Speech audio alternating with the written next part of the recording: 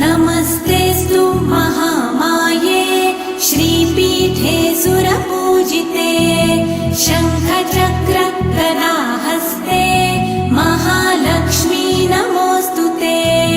नमस्ते गरुडारूढे कोलासुरभयङ्करी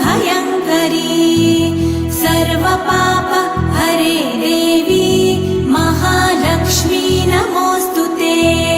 महादेव्यै च विद्महे विष्णुपत्न्यै च धीमहि तन्नो लक्ष्मी प्रचोदयात्।